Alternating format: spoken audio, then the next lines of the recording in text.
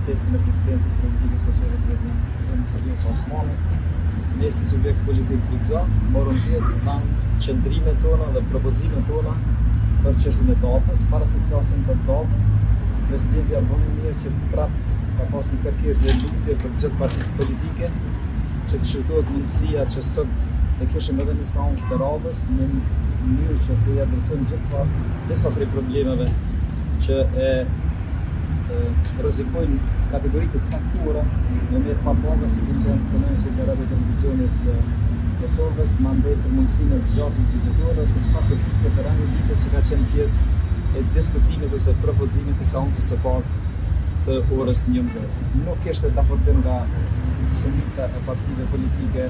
për me adresu nevojat elementare jetike për kategoritë të ndryshme shoqërore, edhe rrjedhimisht pas mungesës së vullnetit politik në partive opozitare, PDK, LDK dhe AAK, presidenti nuk kishte zgjidhur vetëm të mos shpërbërë në Kuvendin e Republikës Kosovës, e që dihet që në automatizëm tashmë shkojmë në zgjedhje, pa diskutime të ndryshme rreth asaj se kur është opsioni më optimal dhe më i favorshëm për qytetarët e Republikës Kosovës. Ne si guxon kemi mbrojtur qëndrimin që data mes datës 21 dhjetor dhe datës 28, ne kemi preferuar datën 28.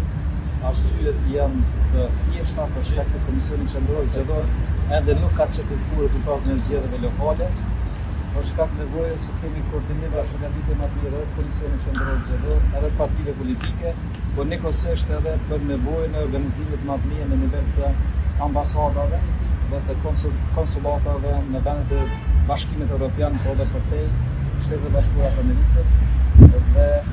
ky është propozimi. Ne mendojmë se data optimale mes datës 21 dhe 28 më e favorshme, më e përshtatshme për qytetarin, për mërdakën, për instruksionin, për menaxhim më të mirë është data 28.